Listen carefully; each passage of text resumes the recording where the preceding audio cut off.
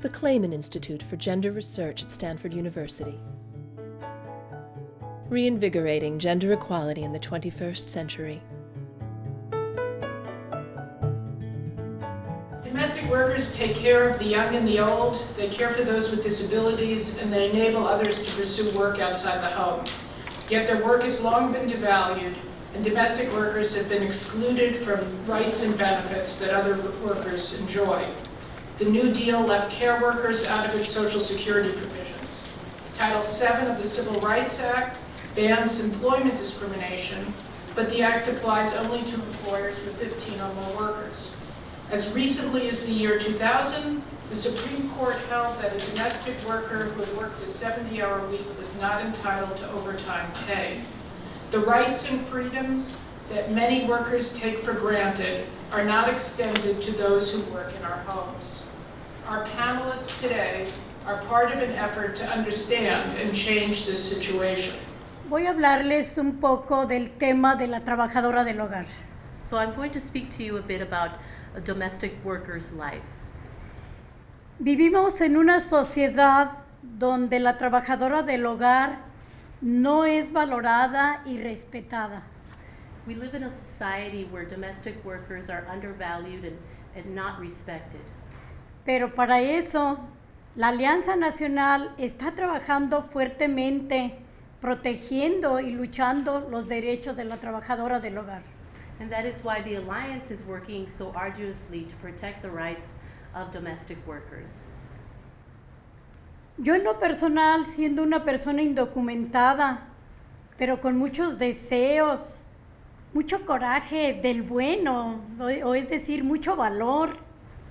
So as an undocumented person, I strive to have a lot of courage to fight with that courage.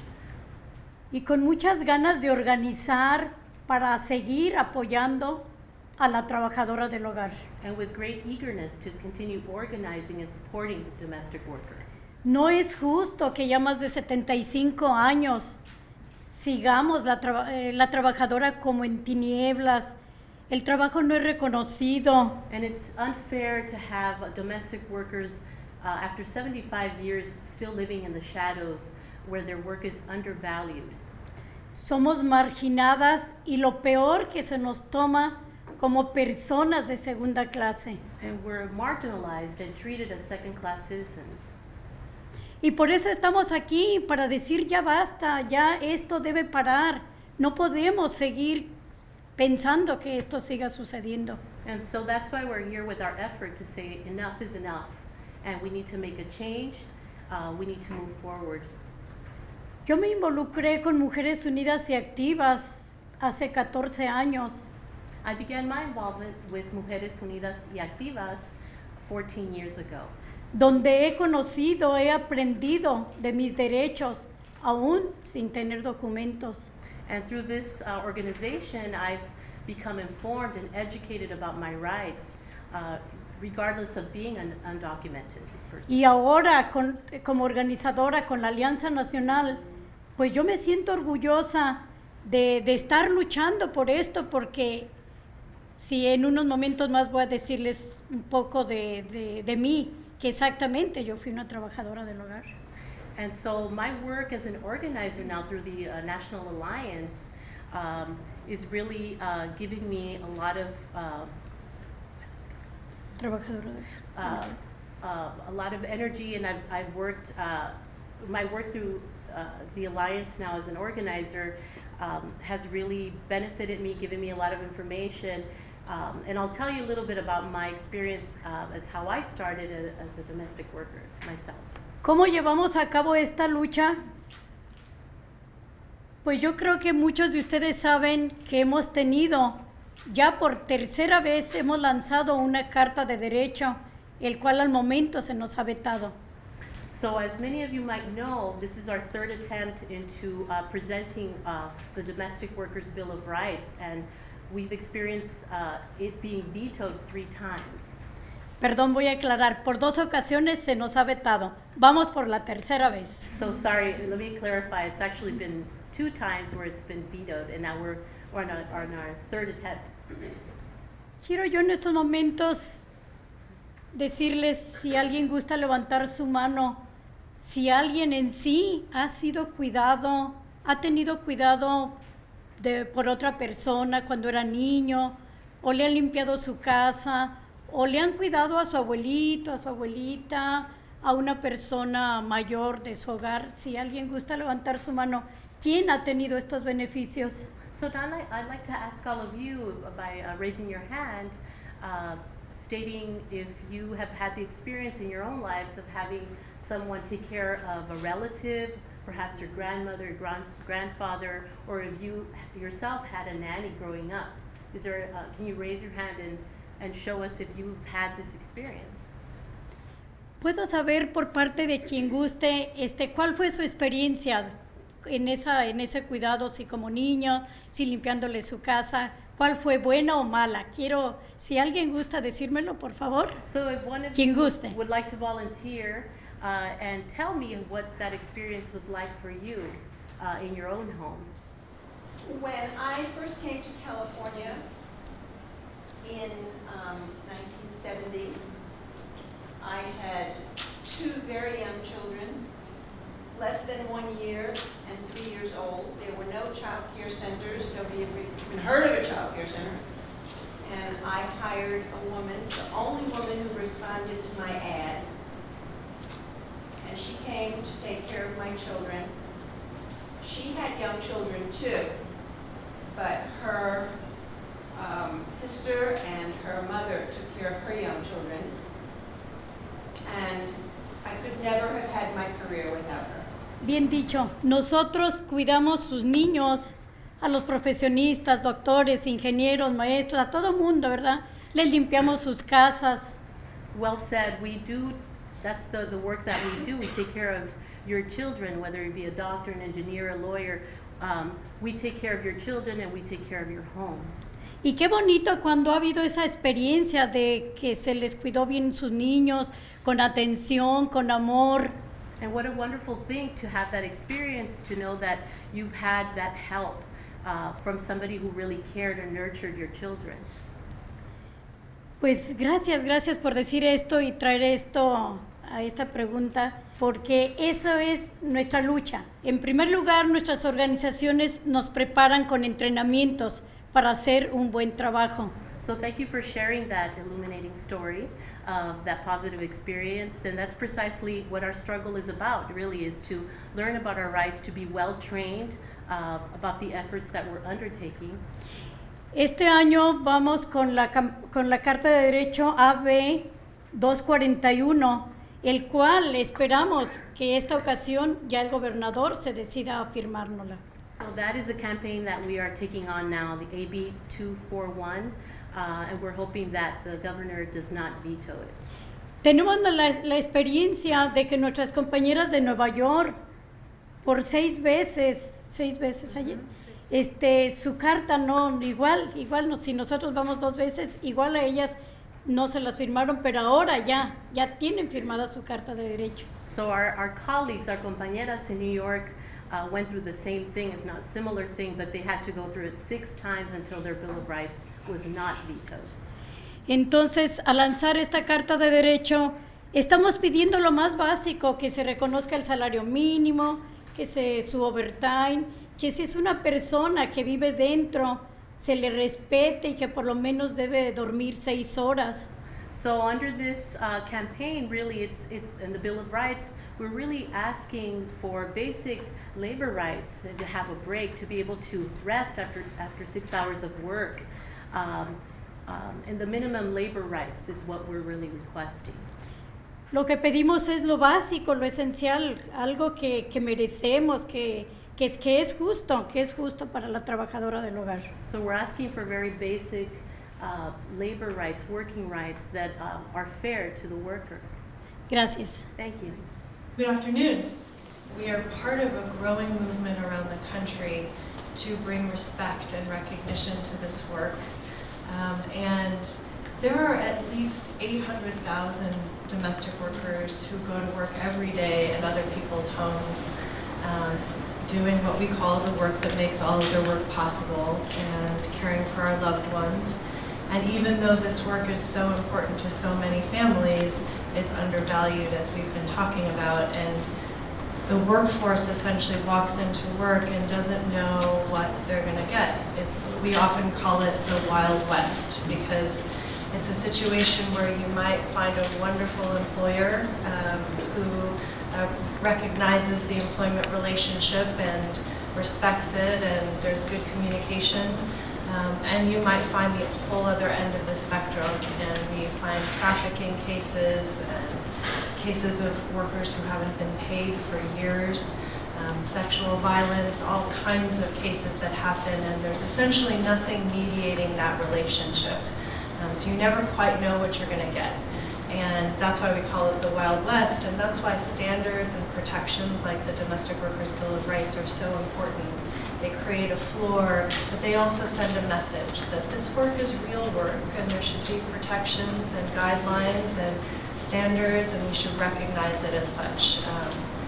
And this is really important both, and we're going to hear more about this from Irene, but both for the workers and the employers.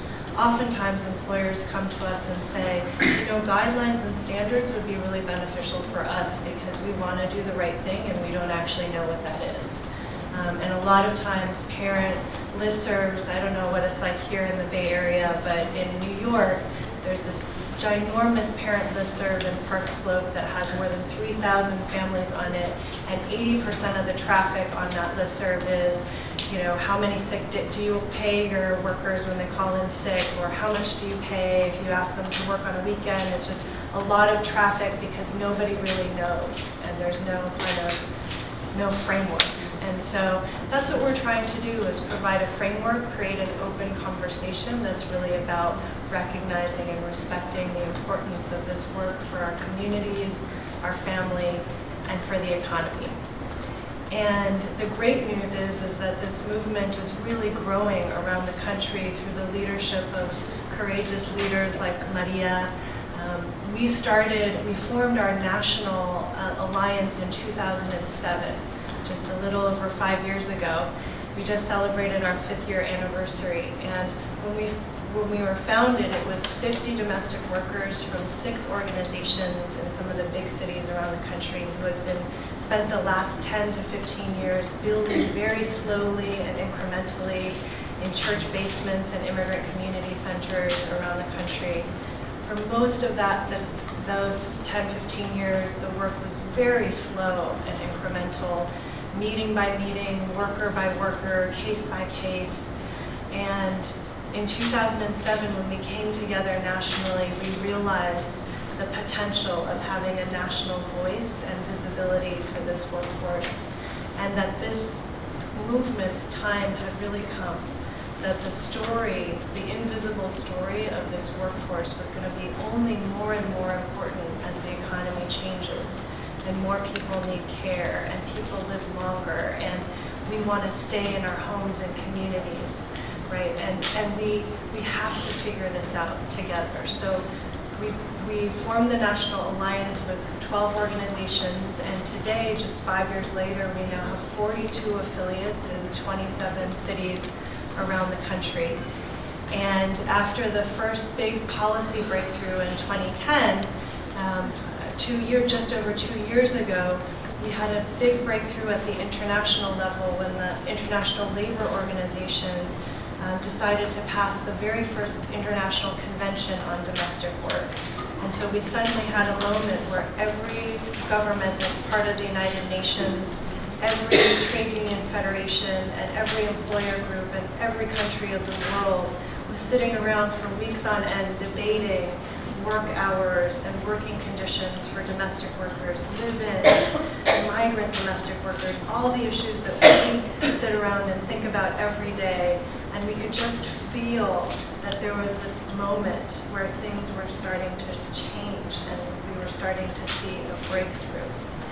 And so we're in the midst of this moment to really make history and really fundamentally shift the way this country understands the value of this work and protects it.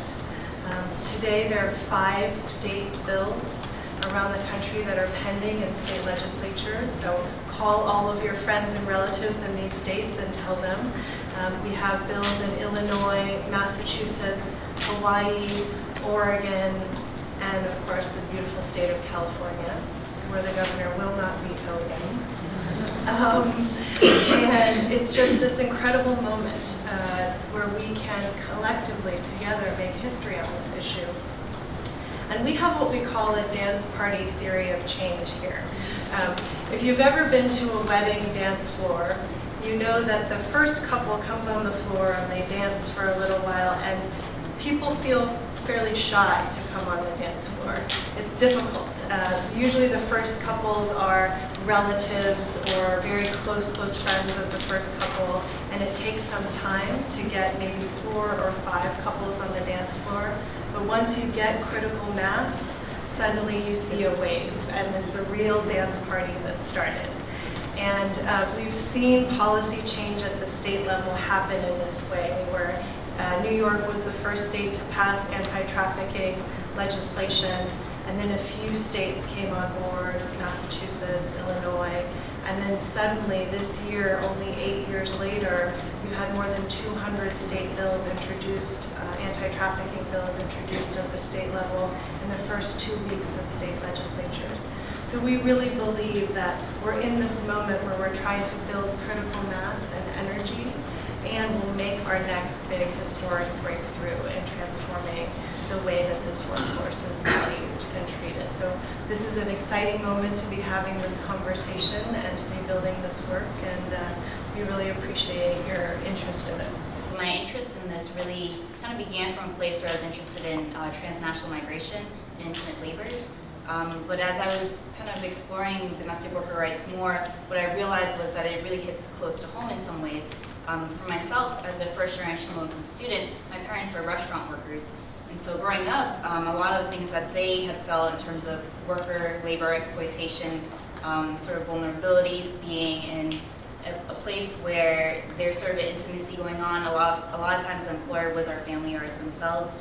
And so the more involved I became with this movement, the more I realized I really had to recognize where do I fit in this picture, and how has domestic work itself very directly impacted me. So my aunts, when they had first immigrated to the US, they used to work as domestic workers. They would get bussed out from Chinatown to the suburbs, take care of children all day, and then come back at night, while their own children would either be in school or be taken care of by their husbands at the restaurant. Perhaps they would tag along.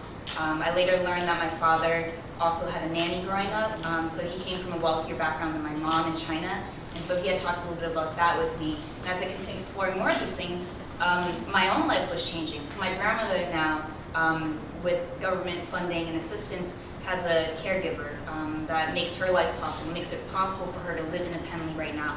And that just happened within the last several months. And so the more involved I become with this issue, the more I realize that it really impacts all of us, even if it's not directly your family, being your family are workers or your family are employers. Other people that you care about, your friends, your community, domestic work plays a really big role in making things that are possible for us, not just work, but the actual lives that we live, social, in addition to professional.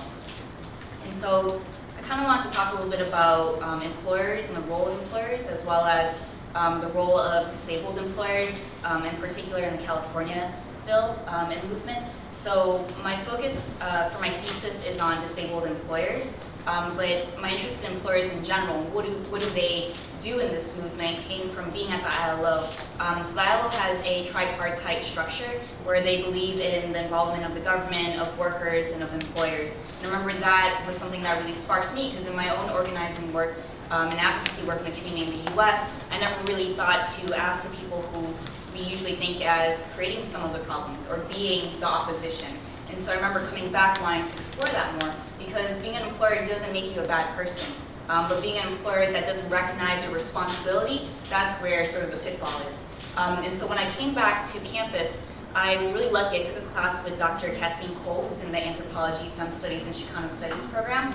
She's been a mentor to a lot of students on campus, including myself. Also met some amazing people in her class who have kind of helped shape the way that I see this issue, and see that it's a lot about intersectionality, and then beyond intersectionality, about interdependence. How do we depend on each other?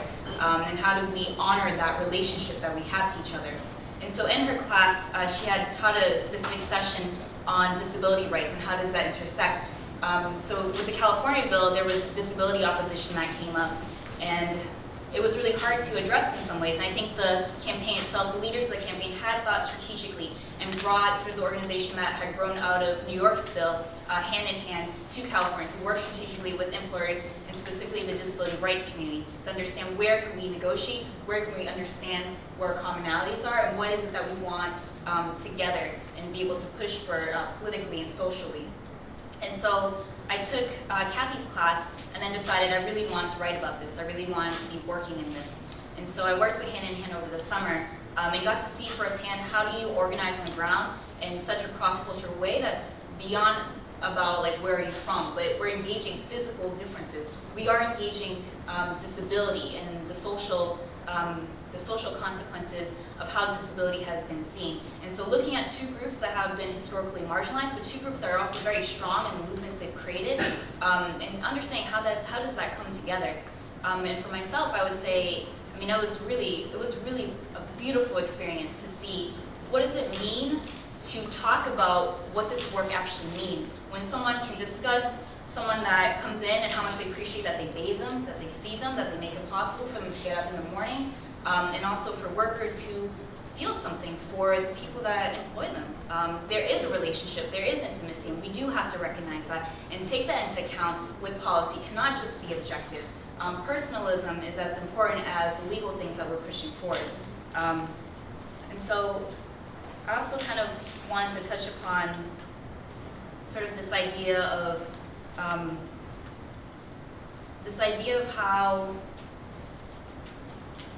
I went to a workshop this weekend, and a worker leader, Sylvia, who I see all the time, her daughters, one is in elementary school and the other one just graduated high school. They're very involved in the campaign. Sylvia was reporting back on immigrant rights to the employer community with Hand in Hand on Saturday. So I went out to a session to see what they had to say, and Sylvia really kind of expressed one of the things that really divides us is sort of these different levels of partial rights that we grant people across workers, but also across different cultural communities. And the way we, I think, really have to understand this is no matter what type of rights you have, that doesn't mean you can turn your back on responsibilities you have to other people. We have a responsibility to care for each other in different ways, and also to recognize the power dynamics that are at play. And so that's sort of what my thesis is about, and also about the specific examples of how organizing takes place on the ground.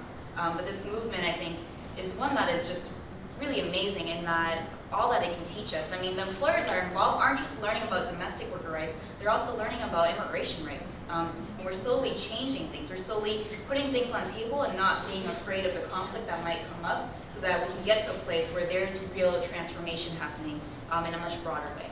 One of the themes that came out listening to you is a theme about invisibility and making what's invisible visible, and that when things are invisible, it can be the Wild West, bad things can happen, people are vulnerable. And when things are out and transparent and seen, people are less vulnerable. And so it's really the campaign to bring this into the open and make this work seen, I think, is really important and powerful. I wanted to actually have each of you reflect on some of the challenges of making the invisible visible, because one of the things that's striking about domestic work is that unlike the sort of labor movement of the 1930s and 40s, where you had large concentrations of workers, together, working together, you're dealing with a population where often domestic workers are working alone, with a single employer, isolated from other workers. They're often immigrants, they're sometimes undocumented, and the challenges of trying to bring them out and make them visible are different than they were for the labor movement, the sort of classic labor movement. So Maria, for you especially, I'm wondering about the challenges of coming out and being visible and getting other people to stand out and connect, and how that happens. And then for Aijen, about your experiences kind of raising things to the next level of visibility. And for Irene, your reflections on what we might do at some place like Stanford to make this issue more visible. Sí, pues para que este tema sea más visible, lo bonito de esto es hacer conexiones con aliados y usando las voces de las trabajadoras del hogar. Well, the beautiful thing is really coming out into the light and being visible, building connections with people and using the voices of the workers, of the domestic workers themselves. Luchando por sus derechos y ayudar a parar la violencia contra la mujer. Fighting for their rights and also working towards ending violence against women. Sí, Sorry. formando movimientos laborales y de sindicatos. Forming labor movements and labor unions. Todo esto va conectado en la misma lucha. It is all interconnected in the same struggle. No permitir la opresión que no tan solo es económica, And not allowing oppression that is not only economic oppression, sino que muchas veces también es judicial, social y cuántas veces psicológicamente. but many times it's also psychological, legal oppression. Lo bueno es formar, hacer movimientos, involucrarnos. Yo en lo personal invito a personas, como que no desaprovecho en el momento que voy en el tren y si yo platico con una persona que de momento me dice que es trabajadora del hogar. So I want to encourage just the sentiment of really getting involved. I personally, I'm on the train, on the BART, and I start talking to people and I start really spreading that message. Pues yo le comparto de lo que he aprendido, de lo que mi organización me ha dado. So I share about what I've learned and what my organization has given me. Y decir involucrarnos en movimientos que nos dan poder para exigir nuestros derechos. And become more involved in movements that give us the power to use our voices and fight for our rights. Que esto lleva a una justicia para la trabajadora, ¿verdad? Para toda persona involucrada en el trabajo del hogar. And this really carries on the message of justice for all domestic workers. Es que sea un poder para exigir justicia e igualdad y mejorar la posición de la mujer en la sociedad. And this will bring about having more justice and having the voices of women in society come out. Que no se nos vea como la mujer cuando dicen, oh no, la mujer no tiene las mismas fuerzas que el hombre, oh la fuerza débil, no puede, que no nos vean así. So we won't be seen as the weak being, right? Like the woman, she's not as strong as the man, and you know, having that mentality of women being, submissive. Tenemos y debemos exigir nuestros derechos. So we have the right, and we should fight for our rights. Gracias. Just building off of something Maria talked about, I think it's really interesting because it's an invisible workforce, but it's also incredibly visible. At least in places like New York, it's, just kind of everywhere. I did this experiment once where I stood on the corner of 72nd and 1st Avenue on the Upper East Side, which is a very wealthy part of town, and I asked every woman of color who passed by if she was a domestic worker, and 8 out of 10 of them were. So there's just a way in which and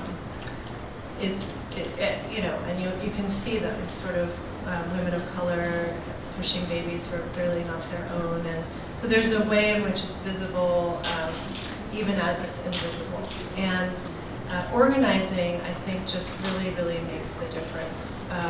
There's a lot of fear that undocumented workers have, but what we always tell undocumented workers is that when you're undocumented in this country, you're already always vulnerable. And in some ways, your best protection is to be a part of an organization and connected to a community and a movement who will stand with you and for you and know what to do. And I think that organizing gets that word out, right? And it's not to say that fear doesn't exist, but it certainly helps when you have people like Maria modeling that courage and really carrying that message. That's sort of how we've grown, despite all of the fears, which are very real.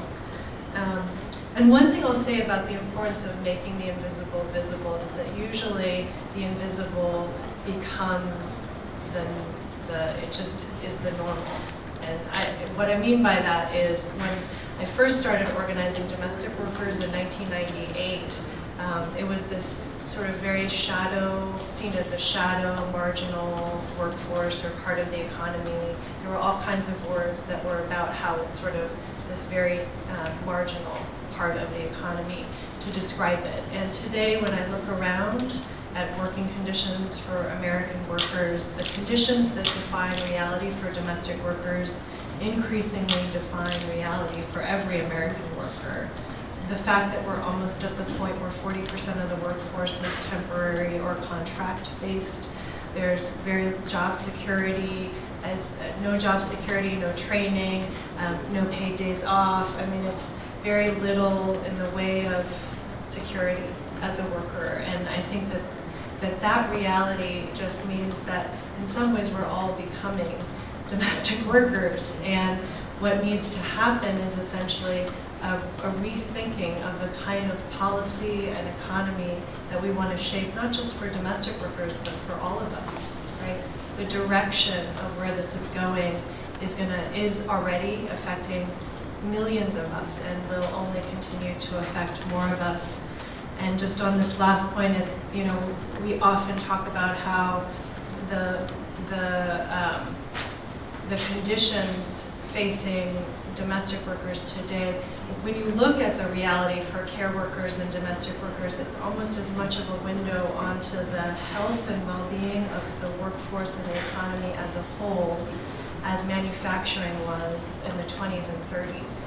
And we were able, through policy change and organizing and all kinds of activity, to take what were once sweatshop jobs and turn them into on-ramps to a better life for the next generation and middle-class jobs and education and college. And that is what needs to happen in these low-wage sectors, right? We need to take them from the invisible, informal, and unstable to the on-ramps to opportunity that we know we've been able to do in the past. In terms of making it less invisible or just visible in general on campus, I mean, I think a lot of it can start with the way we have conversations about class and race on campus, both within our staff and our faculty as well as among our students, undergrad and grad. What that could look like, I think there are models out there already. I think that we have the Center for Comparative Studies in Race and Ethnicity that is trying to bring that into the academic side of campus. We have students who are trying to engage that through their student research, through their student involvement and organizing. I also think that it should be really clear that we need to really think through the type of research we do and how we present it in relation to domestic work. So I'm aware that the Clayman Center actually came out with a publication, a report perhaps, I think, not too long ago that was really highlighting that domestic work is important, can really shift whether a female faculty member can further pursue their career. And I think that it was really important that it highlighted the need, but what it didn't really highlight was what are the workers' needs then for them to be able to take on this work, so that we can see this not just being something that is just to female faculty members, but also just those who are going to come and provide this great resource to us. Additionally, I think it's incredibly important that now that it's no longer invisible to whomever, to you perhaps, maybe this might have been new to you before today, now that it's not, I mean, it shouldn't remain invisible to those around you, to those that you can impact. So your family members, your friends, but also the person that represents you in elected office. So I would really highly encourage those at Stanford, if you stand by domestic workers, to say that in op-eds, to go out and push your elected officials to push the line when they're voting for some of this legislation. We need more voices. And at Stanford, there is a need to Stanford. There is sort of a type of privilege we have when we say something and how it's seen and legitimized in society. Whether that's fair or not, I don't know, but you have the power to really push the envelope. Dr. Kathy Cole had helped start a petition of professors across the U.S. to push for the bill earlier in the fall, and I think that makes a difference. All sorts of ways in which we can voice our support are incredibly important, and then we can be strategic about that. Additionally, I think it's just important for us to support and really think about how can we not just keep our research or our intellectual conversation objective, I mean, the personal is political and the political is personal. And I think that, we shouldn't be so afraid to take a stance and to push for things that we believe in. I mean, we do research for a reason. We, as students and as scholars here, as researchers, as faculty members, if we really believe in something, we can't just provide the information, but we have to show how can this information be used. So those are some of my suggestions for the Stanford community. It's obvious that caregiving is a window onto lots of other issues in our society. So I have one last question for the whole panel, which is just about the connection between, what connection you think there is between this issue and feminism, and how to bring this issue more into the discussions about feminism. Maybe lean in for the domestic workers, and lean in for the employers of the domestic workers as a kind of building a movement around that. Every generation of feminism has, I think, made incredible advances. And today we can look around and see real shifts in representation. I mean, you have more women senators than ever before, more women in the media, more women in roles of leadership in every aspect of society. And so I think in terms of representation, we've really made some progress. And still yet, when you look at the data and the economic reality for the vast majority of women, the numbers are not, they're not good and they're not acceptable. And the vast majority of women are struggling, and pay equity is still an issue after all of these years. Jobs like domestic work that are 80–90% women are some of the most devalued and lowest paid work, and they're also some of the fastest growing workforces in our economy today. So when we look at women's economic reality and the reality of economic opportunity for women, that I think is the challenge for this generation of feminists.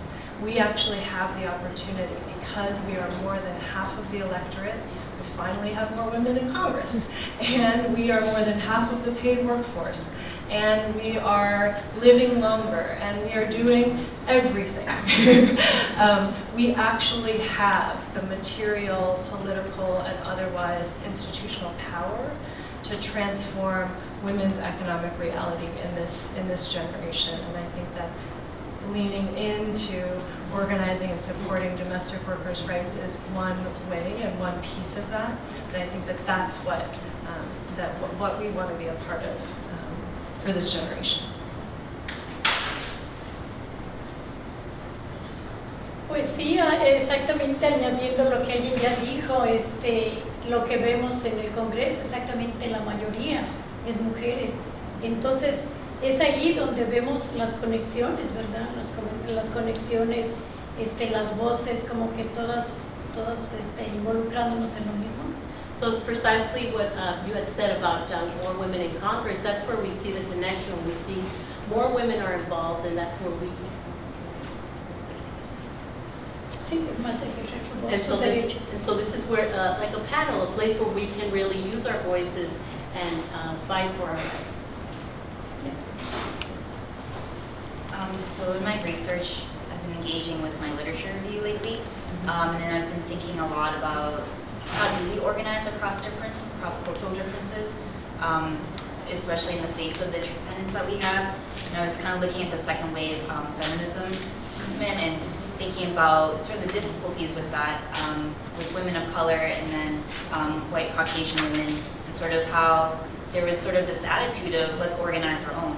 And I think that sort of with this movement, you can't really just do that. It's not possible. You aren't just, you're forced to, you're motivated to organize in a really different way, in a way that is broad, that is inclusive, that is thinking about different types of needs. I didn't mention this before, but this is also part of a national movement that the Alliance is working on called Caring Across Generations, which is a different campaign looking at federal legislation.